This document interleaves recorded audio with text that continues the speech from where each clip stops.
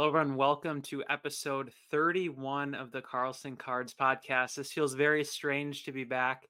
I know it's been about 6 months since I released an episode saying, I'm going to be taking a break. Apologize the break was so long. It was well worth it, though, which I'll explain in a little bit. But yeah, I just welcome back. I really appreciate you guys tuning in. Hopefully, we can get back into making some good podcasts here on the Carlson Cards Podcast like we're used to.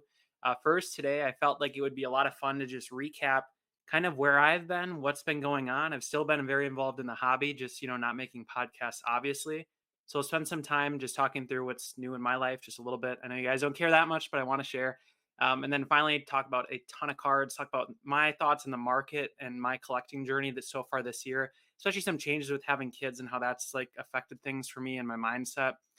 And additionally, we'll just also, I want to mention too, I'll recap kind of what I view the podcast moving forward, just so we can set expectations appropriately and hopefully, like I said, get back on the grind and have some new podcasts for you guys to listen to. So first of all, what is new / where I've been? I have this shown on my YouTube screen here if you're watching on YouTube. Otherwise, you're listening on Spotify or Apple. Feel free to jump over there if you rather see a visual here. So some new things for me, like I mentioned in the last podcast, little clip I had. We were expecting a baby. We now do have a beautiful daughter. She's about 7 months old. It's been an amazing journey. I don't regret it all actually stepping away from the podcast scene to raise her and just really get used to being a dad. I feel like, and I mentioned that video, which I surprised I was that wise, but it's time that I don't think I'd ever get back. So it was really, really just so great having that time. Now I feel like I'm finally in my life at a point again where, getting used to having a kid, spending time and prioritizing my wife still, while also doing well at my career as an engineer. I don't know if I mentioned that in any other podcast. So I do full time. I don't do cards full time. So I really want to make sure when I got back from paternity leave that I was able to just get everything squared away so that I can actually put out quality podcasts and videos that I was used to making. So that's where I feel like I'm finally at that point. And, I get 3 months of paternity leave at work, which is great. I got 6 months from the podcast, which is even better. But now we're here again. I feel like I'm ready to really dive in again. And I want to talk about now just, the podcast moving forward. See our previous listeners, you listen to the first 30 episodes. What I felt like the theme of this podcast and, kind of I fell into it. I didn't really plan it out that well, I should say, was really strong interviews with collectors that some were old, some were new, have been collecting a long time, short time. That's what I mean by that. Different sports, different journeys, that sort of thing, different price points. Definitely want to continue to do that moving forward. However, I want to trickle in, some more individual podcasts like this, especially if, maybe busier week and I have 20 minutes to just record or talk about a couple cards that I added recently, some of that kind of thing. So maybe look forward to that. But again, hope to get back to interviews maybe as early as next week or the week after, which again, that reminds me as well. I'm not going to commit to doing it every week like you were used to. It may be every other week. I'm not quite sure. We're going to see how the things go. It just, again, want to make sure I have a good life balance. And ultimately, I'm super a perfectionist with things in my life. So I want to make sure that the quality is there. And if I have to do it every other week to make sure the quality is good, I'd rather do that. All right, now enough of the logistics. Back to some fun stuff and topics about cards. So since we last spoke, I've noticed a few things of myself. So with less time available, I've really spent a lot less time watching YouTube, maybe listening to other podcasts, even though I found some recent new ones that I like listening to. Ultimately, I've tried to really automate my experience with cards, maybe spending less time searching on eBay, but I still find myself adding as many cards as possible. But I really feel like I've shifted more towards quality instead of quantity, which is maybe not true with the sheer amount of cards I've been adding. However, that's a mindset change I've really noticed having a child now, is that I don't need to have, a new mail day every single day. Maybe it's, one nice card every week or two. I feel like I've changed my perspective on that end. And maybe it's, similar for you guys as you've grown and had, families, raised kids, that sort of thing. But when it comes to applying that to the market so far this year in 2024, I want to touch on a few things here about, my collecting experience and how I feel like the year has gone. Because again, we haven't talked, since December. So I would say compared to last year, this year has felt much hotter. It's very, I feel like this era that I love, and obviously talking about football cards here in the 2000s and, 2010s, I feel like this era has gotten pretty heated up. I feel like maybe it's just across the board for rare cards. I've found my shift in 2024 has been, which we'll talk about here. It's a lot more of buy it nows or best offers, catching something that, recently got listed and just jumping on it, or through connections on Instagram, other collectors. I've noticed a lot of the really nice and, cards that I really value and enjoy having are coming from those auctions I've been getting slaughtered on. Again, maybe similar experience for you guys. I really don't know what's changed. It just feels like I'm seeing a lot of auctions where, normally I may win pretty cheap, or at least if I lose to one person. I'm now losing to three or four. And not at all saying that to hype up this era, because again, it doesn't change what I'm doing. I'm still going to try to add cards, but just trying to set my expectations appropriately, knowing things have been going very high. The other thing I've noticed, a lot of the cards that are being scooped up, again, for better or for worse, are going to a lot of newer collectors or people who, maybe you would traditionally think of as collectors, right? Maybe someone who more is a dealer of sorts, that sort of thing. Obviously, I do buy and sell on eBay, and I also collect. I've noticed a lot of the cards do go to people who, again, maybe are getting a card, and then, like I said, they're not traditionally who I would expect to be purchasing this era or this set, and they're buying it. So I've noticed a lot of that, again, for better or for worse. Maybe you guys have as well. I've seen some of the ill effects of that on the negative side of things, where you're seeing, you might lose an auction and then relist it on eBay the next day for 5 to 10 times what you lost to that. Again, I've heard that talked about in other podcasts, but just something I don't recall in the last couple of years. And I'm really seeing a lot more right now. Again, for better or for worse, hopefully that changes. I think right now, with the national coming up and that sort of thing, I feel like I've made a lot of purchases, which I will be touching on, that satisfied my itch for the nationals, since I will not be going. So I may be just stepping back and got to relax a little bit more on the auctions. I think that sort of thing. I just have to understand that I'm not going to be winning them. And, again, maybe that's been your guys' experience so far as well. So next thing I want to touch on is kind of the recap of my acquisitions before we dive into my top 10 cards I added so far this year. As again, I felt like a fun subject and topic for this video. So out of the 10 cards I'll be sharing, 4 were eBay buy it nows or best offer. Typically, I caught it within, the same day it got listed, and was able to work out something with the seller. One was an auction win off of actually Golden Weekly, which I'll touch on. Interestingly, none of these were eBay auctions, and none of the top 10 cards that I feel are, again, how I view the top 10s that I had this year, none of them were from eBay auctions, which is shocking to me. And then the final 5 actually came from my, I guess you call it, like, collector network, or the people you interact with online. So a lot of it's through Instagram, people reaching out, or me harping on people saying, is this available? Or I'm at the point now where I feel like my collection's so large where there's a lot of mutually beneficial times where you can reach out and you have a card maybe that they would really like, and they have one that you would really like, and you can trade. I've done a lot of that more this year than I have ever in the past, which has just been a ton of fun. Again, we'll touch on that when I dive into the cards here. All right, so I'm going to minimize my face. We're going to make the cards larger as we dive into my top 10 cards added from the first half of 2024. So I'm going to start right to left and then kind of move through. Now, this first card is very special. It's my number 10 card here. It is a Cam Newton 2011 Finest Mosaic Refractor Rookie Autograph.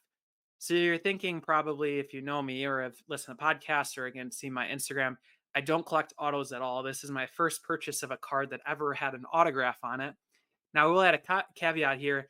I did not purchase it because of the auto. It is a great looking auto. It's on card. It's Cam Newton throwing a football. It's just a great looking card. But I really purchased it for the design of the refractor parallel and the fact that it's numbered out of 10. So I really wanted a Cam Newton rookie. I just have had a lot of fun, as you guys know, in the past, adding a nice rookie or two for big players that I enjoyed watching. I love Cam Newton. I felt like his career probably doesn't, and maybe never will, get the respect that it probably deserves, being an MVP and bring a team to the Super Bowl.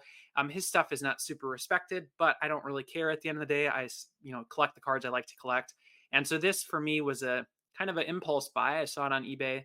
I should have mentioned a BGS 9.5. It is a 10 centering and then a 9 surface, and then the corners edges are 9.5. It does have a 10 autograph. So I was sitting on eBay. It popped in, I think, because I have a Mosaic refractor save search. And again, if you haven't seen these, they're gorgeous. I really do like these. And I didn't know they actually had auto versions for the rookies.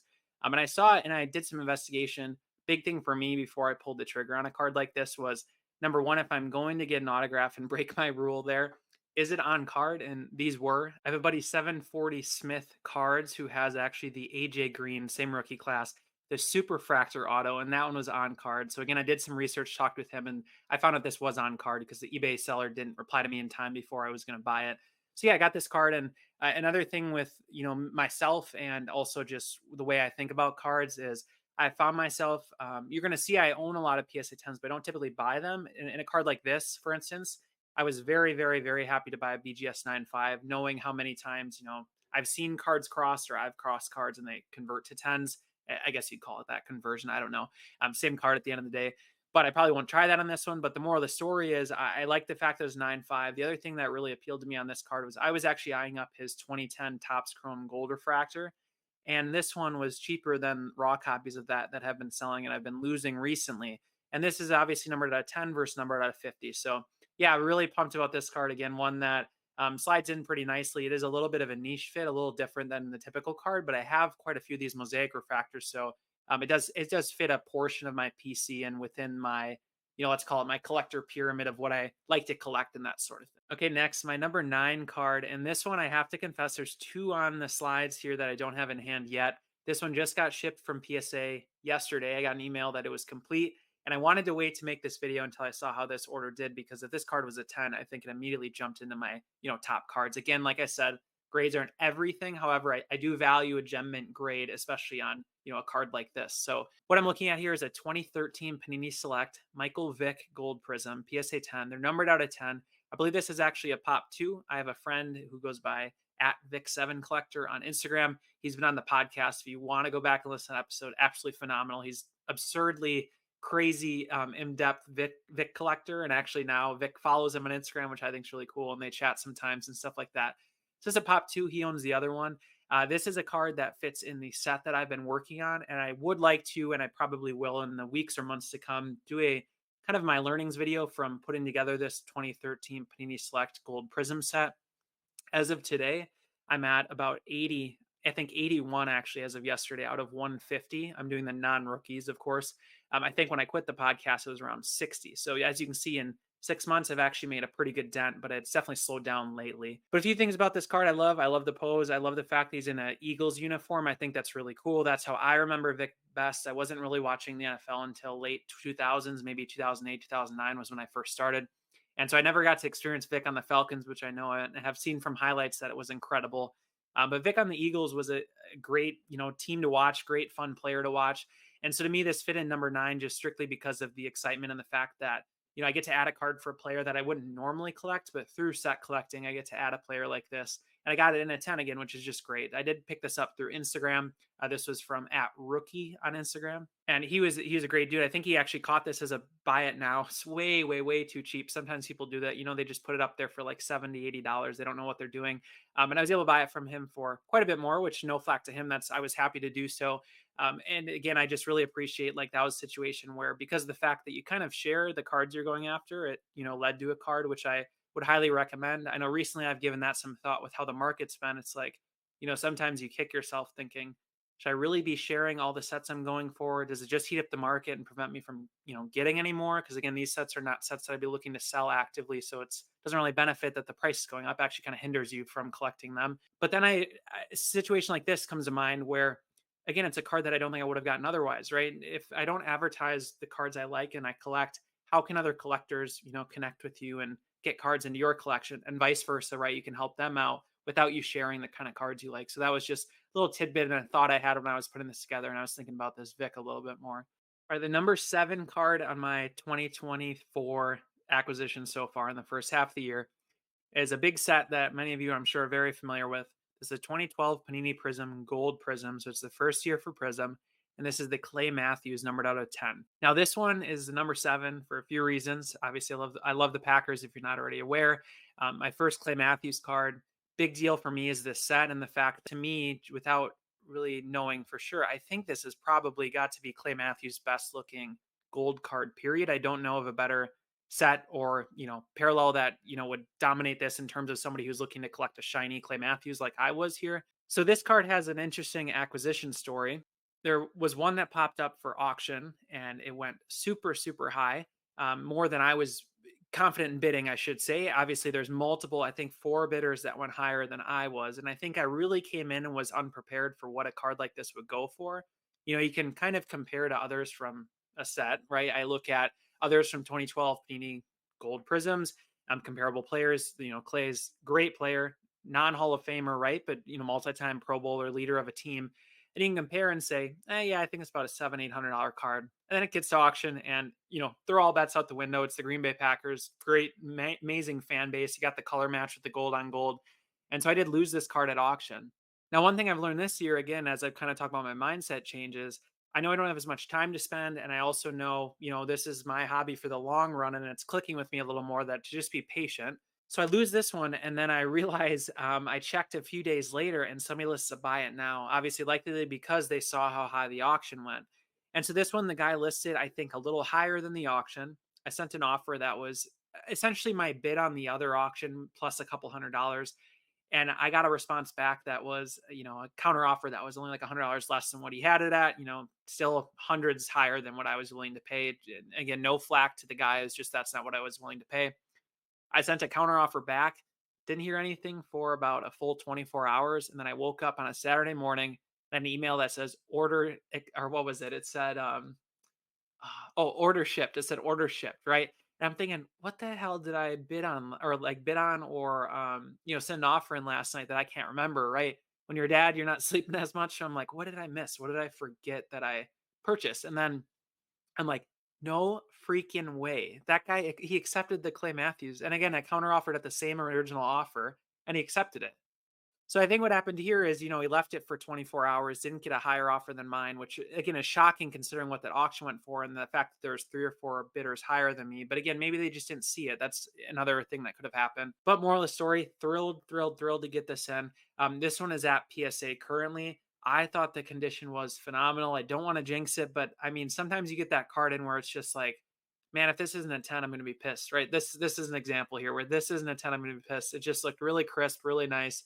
Again, love the gold on gold. It's just so dang shiny. So yeah. Now another note, I guess before I move on, would love to do the full Packer set, but being realistic with myself, I don't know if that's ever going to be possible. I think the Charles Woodson especially would be, close to impossible. I don't think it's ever sold publicly to my knowledge. And obviously Aaron Rodgers is going to fetch a pretty penny. Jordy Nelson has a lot of collectors. But that right there, I mean, just listing those 4 players that are in this set, that is a great, great team set. So I know, yeah, obviously there's dozens of others with the same thought as me. So maybe might just stick with the Clay, but at some point, down the road, it would be fun to have a full team set here. All right, next, speaking of my man, Charles Woodson, since we last spoke, and I did mention this at the beginning, I originally, obviously, big Peyton Manning collector. You guys are well aware of that.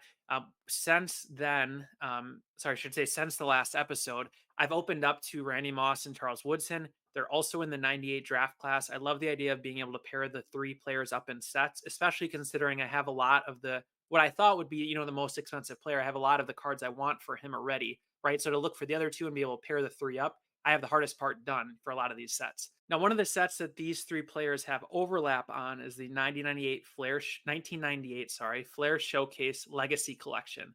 Now, if you haven't seen the set, there is 4 rows. So there's row 0, which I have shown here, row 1, row 2, and row 3. Now, row 0 and row 1 kind of have a unique design. I believe row 0 is what you'd call like a Mojo parallel from, Modern Prison. Row 1 has the Shimmer, I think is the name for it. If you looked at like your gold shimmer, I think that's the same type of parallel as the row 1, which I actually, funny enough, that's an honorable mention here. I did add a row 1 here for Charles Woodson, but that's not shown in a PSA 8. And then I have a row 3 that I've added this year, and those are just kind of, your base foil kind of shiny card. And then a row 2 I lost at auction, do not have, but I have the 1, 3 that was shown here as my number 7 pickup for this year. Is the Charles Woodson, again, row 0, numbered out of 100 in a PSA 9 grade. Now, one thing I've learned really, really quickly with collecting Charles Woodson, and I mentioned this on other podcasts, is that his stuff is very, very, very, very, very, very, very, very, very hard to find. I'm talking like, a card will come up that maybe for Peyton Manning comes up, 5 to 10 times a year. Woodson might come up once in a 3-year span.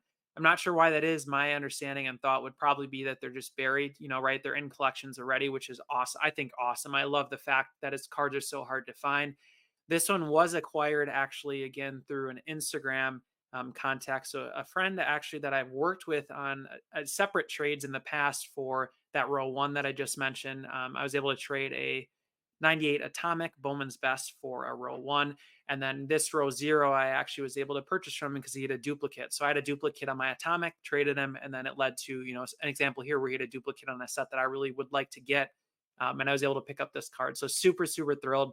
The scan actually does this pretty good justice, I should say, here on YouTube. But again, I'm cheating because this one isn't quite in hand yet. I think it should be arriving by the time this airs. But again, I wanted to get this out here. I wanted to put up the cards that were in my top 10. So I did include this one right here. Also, I forgot to give credit to the person I got this from. That would be Cisco's _cards on Instagram. So thanks for the deal, Cisco. All right, up next, and you can already tell how great, the quality of pickups this year has been because this is the number 6 card on my Mount Rushmore, and a lot of I think any prior year this probably would have been a number 1 or number 2, but like I mentioned at the beginning, really, really, really emphasize adding quality, letting go of some cards that maybe are higher print run that I can get back again to purchase and get cards like what I have shown here. So this next card is the 2002 Finest Peyton Manning X Fractor PSA 9, numbered out of 20. Now, if you haven't seen these before, I would urge you to go find a video. I think I might have one on my Instagram. This is the first example of a real scarce serial numbered X Fractor that I believe is in any set, particularly for sure for Finest, but I don't know about other sets. And the design on these is nuts. It's kind of like I would describe it as almost like your 8-bit type of design. Like if you think of like an older video game. So when you turn the card in your hand, it just shimmers and radiates that just 8-bit X Fractor design, just really old school, early 2000s. And I had this one on my list for so long because I've had the gold refractor in a 10 for a while.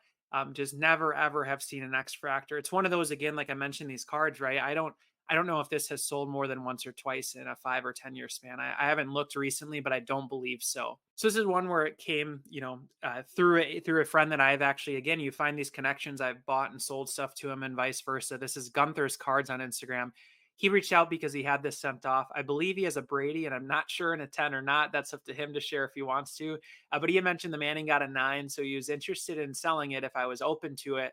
And again, he's pretty well aware of the kind of cards I was looking for. We both have an affinity for this set. So example where I was able to add a card for a player that I really collect, and again, is not really his main guy, but now I feel like in the future, if I ever see a Tom Brady, and especially if I can't afford it, kick that over to Gunther. But anyways, this thing is absolutely gorgeous. Super pumped and glad that he reached out on this one. It's a card, and I will say this with a lot of these where honestly, I feel like you really have to trust your gut because you're never ever really going to have a recent sale price to go off of.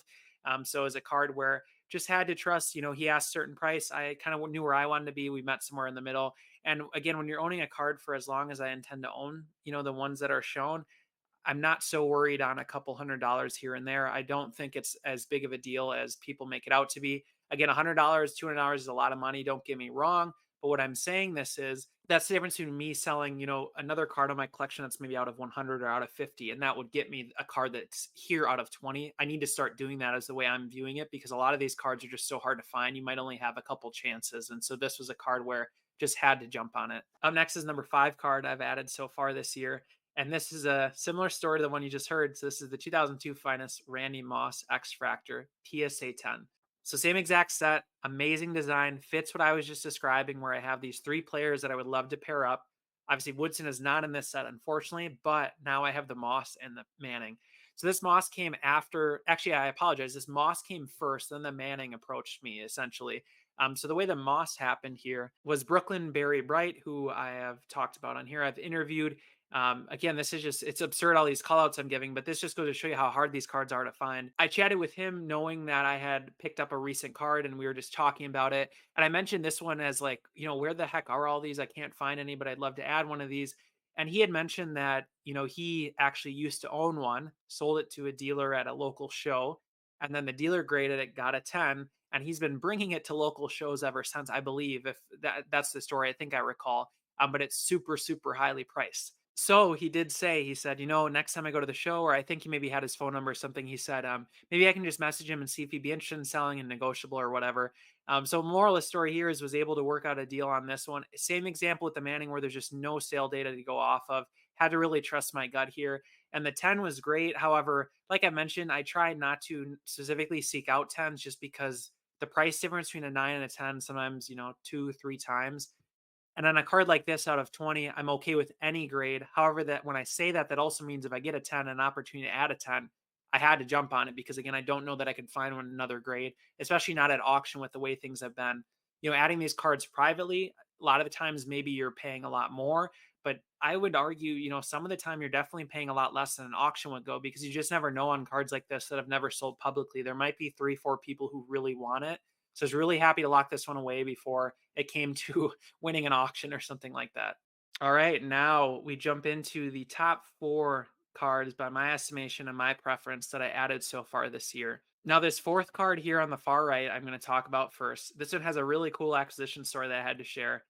So this card is the 2013 Panini Select Joe Montana Gold Prism. So same set as that Vic. Obviously, I just talked about the same set I'm going after the full set of. Is in a PSA 9 condition. I think it's a Pop 2 and a 9. And I recently actually just saw a 10 one on eBay, which shocked me. But anyways, I'm glad I have the 9. I don't have to pay the price for a 10. So this card was up for auction on Golden Weekly. And it was interesting because I kind of knew it would go super, super high. And I had been watching it all week. And again, I just put in my head, I'm probably not going to win this one, but I need to be okay with it. There'll be more that pops up just because at the time I had just recently bought a bunch of cards and I didn't feel like spending the kind of money that this would probably go for. Then lo and behold, my wife goes into labor a week or two early, and it's the same night that this Joe Montana was ending on Golden. So I promise you, I'm not thinking about Joe Montana in the delivery room. There was way crazier things going on than Joe Montana on a piece of cardboard. So lo and behold, delivery goes well, right? We have the healthy baby girl, obviously so excited. Once we kind of get back and situated, I had to run to the bathroom and I said, you know what? I'm going to buy a special card today because just to enjoy this moment and just hold on to this and always remember that this was a card that came, on the day that my daughter was born. So I went in there and put a really high bid and higher than I wanted to pay on this card. And then, I didn't check it until middle of the night. We wake up, and I'm just on my phone a little bit because I just can't sleep anymore. And I see I won it, right? So I was super excited. I opened it up.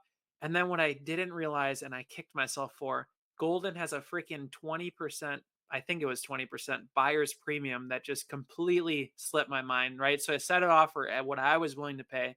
And then I add 20% to that. That's what I wanted at.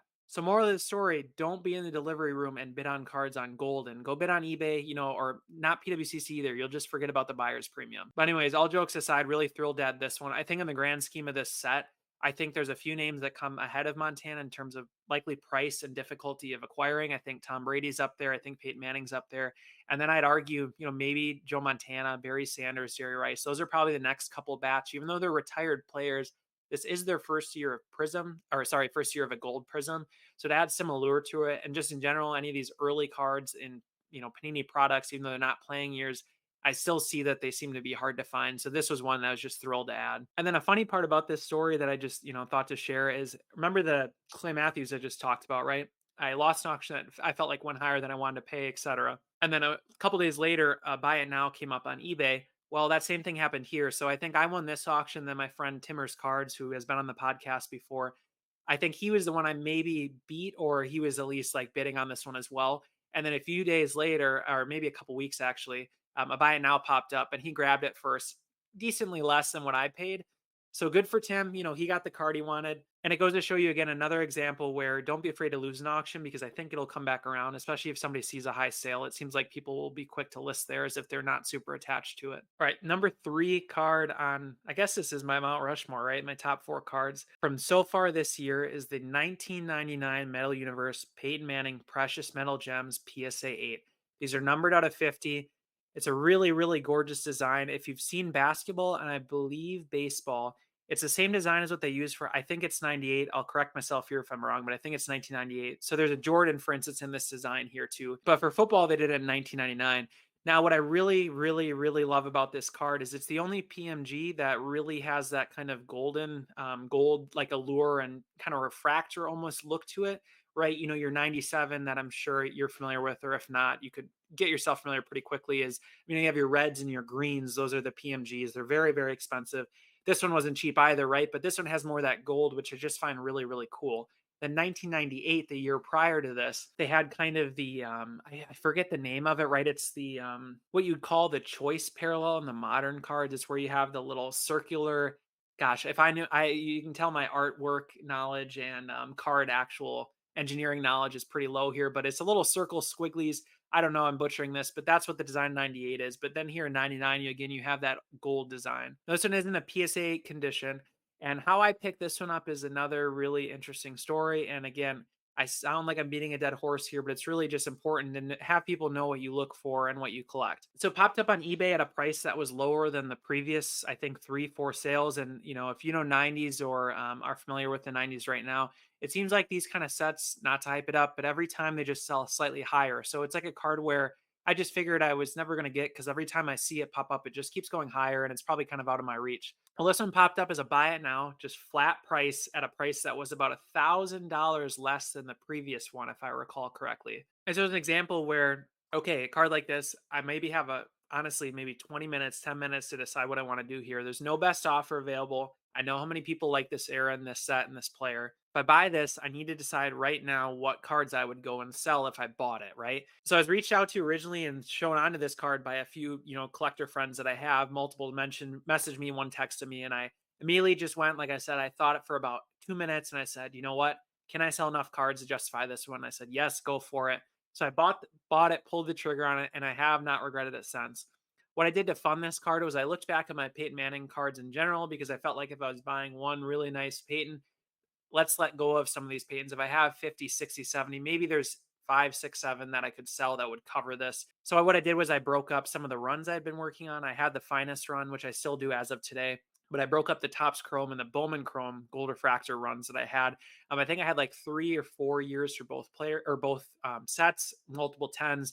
So I believe I sent in a couple to auction, sold a couple to peers on Instagram, sold a couple on eBay, buy it now or best offer. So it took a while. And it took a day full of making deals, but I was able to fund this card. And again, I'm thrilled to own it. They just look great. It's not an era that, again, I'm super familiar with. I don't have a ton of cards from the 90s period, but it's one that I'd love to explore more, especially as I continue to progress and maybe, acquire some of the cards in the 2000 that I was looking for, because then you're going to wonder, like myself, it's like, okay, what's next? What kind of cards can I learn more about? So not promising I'm going to dive in the 90s too much. I think it's very, very hot right now, very expensive. I don't have the kind of budget, but maybe years down the line once life's a little more settled down. All right, so the number 2 card on my Mount Rushmore here of my acquisition so far this year.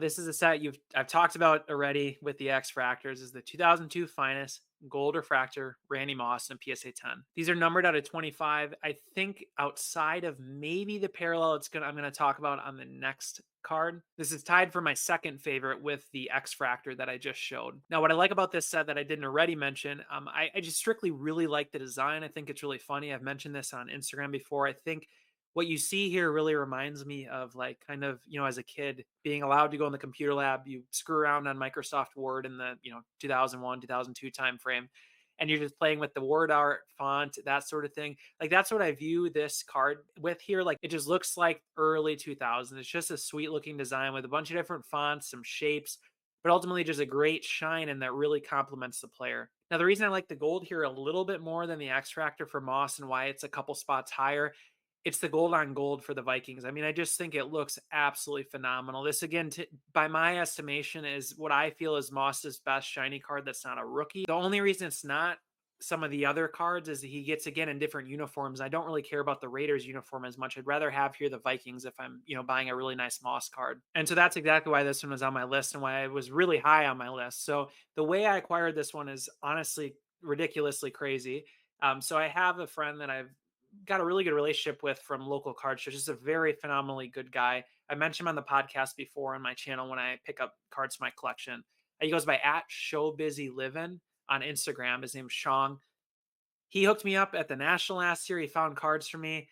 And then here he found a card, actually, I believe it was at a large show somewhere. It was just sitting, this card was sitting raw in a showcase. I think it was priced pretty high, but I know, at least my thought was, and I think he kind of knew about this set from me talking about it with him or something. He knew, right? He knew that this was a good one when he saw it. And so he immediately sent me a picture with it. But Sean's a smart guy, right? He wanted to go grade this first, and I don't blame him at all. So he sent it off, and I kept saying, hey, when's that card going to get back? Could you give me a chance on it, maybe before you offer it to anyone else, that sort of thing? And he did gem it. It came back. And Sean, being the awesome guy he is, again, gave me a price. We kind of negotiated a little bit back and forth. Then I drove up, met him at Olive Garden parking lot, picked up the card, and the rest is kind of history. Got to have dinner with my wife, celebrate with the card a little bit.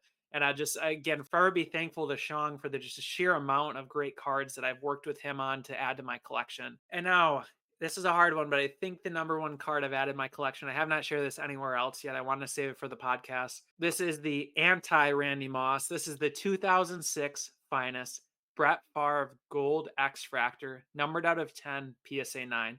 Now, I love this parallel, don't get me wrong, for both 2005 and 2006. but 2006 is my preference. I know a lot of others like 2005, and these are the only 2 years they did these gold X Fractors out of 10. They have similar parallels in basketball and baseball. I'm not sure about the numbering. The sets look slightly different, but I know they're still iconic and very well sought after for big players. Now, here on the Favre, what's amazing is for the life of me, I cannot find anything on a sale for this card ever. I don't see anything beyond maybe 10 years ago, something, if I remember right. And then before that, there was nothing. So these cards are absolute ghosts, right? So what happened here was I added a black X Fractor to my collection of this card because, again, I like these certain parallels, which kind of has started leading my collection. But then when you're in these parallels, you can kind of look at what players are there. And I see Brett Favre sitting here. And the fact is, I don't have a ton of Brett Favre cards, but I have a 2013 Select Gold. Again, driven by my set collecting, I get a cool card for a player that I love from my favorite team. And then I found a black extract, like I just mentioned, on a 2006 Finest. So I posted that one on Instagram a few weeks ago. And then somebody actually reached out. He goes by @JoeMontanaCollector on Instagram. Phenomenal dude. I haven't interacted with Mike a ton before this, but he reached out and just told me that, I have a gold extractor from the set, by the way. And the way my mind works is always like, well, just gracious that he reached out and sent me a video because I asked. I'd never seen one of these. I obviously knew they existed. I knew the color match would be crazy, but it never occurred to me to say, is that card available, right? I don't know if I feel like in my personal life, I'm too like, quote unquote, like a nice guy where I just don't have that instinct of like, oh, I want to make that card mine, right? It never clicked with me on this one. But then a few days later, I was going to bed and then I just woke up the next morning and I thought, man, why don't I ask Mike if that card's available? Or at least if it's not, I'm well aware and could offer that, if ever in the future you want to let go of it. I have a